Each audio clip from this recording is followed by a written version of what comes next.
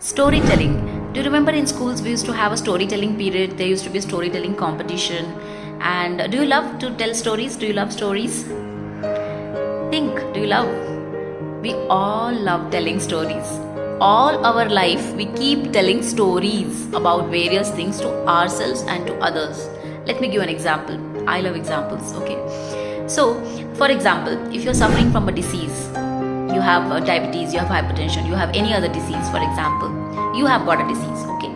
Now, what's the story that you are telling to others, and what's the story you're telling to yourself?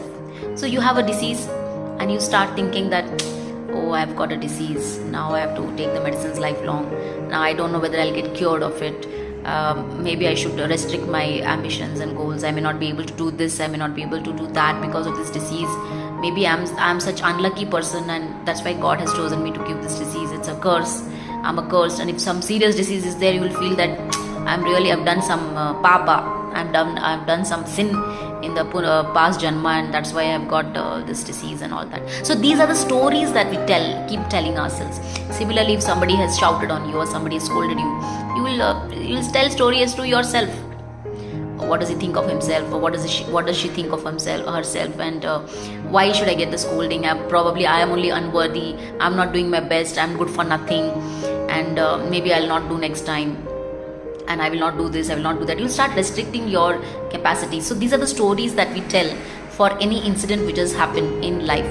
See, just try to see how the stories create the reality. Our stories create the reality in our life. That's so deep, you know. A fact has happened, a situation has happened.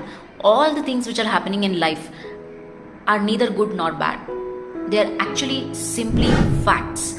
Facts. These are situations. These are facts. Now, whether you call it as a suffering, whether you call it as a problem, whether you call it as a blessing in disguise, or whether you call it as a curse, or whether you say, oh, it's so nice, that choice is up to you. So we have situations, we have facts in life, but who makes it, who labels it, problem, curse, sin, good, bad, all these labels are created by us, by our mind, by our heart. Which and how do these labels get created? You know, the fact has happened and you label the situation or the fact that this is so and so, this is good, this is not good, this is bad. This labeling happens because of our years of conditioning from our external environment, be it family, friends, society. So if you're just aware, it's so amazing, you know, something has happened, but the story is totally different.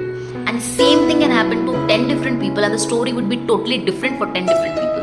That's because the labeling they have given to that particular fact is totally different, and the labeling is different because they come from a different background. They have a different layers of conditioning. So our layers of conditioning determine our labeling to any fact or situation, and thereby the reality changes. When you change the story, when you change the meaning, when you change the story, when you change the meaning to any particular situation, the reality changes. So choose to change your reality, change your story. Follow Innermbbs for more such realities.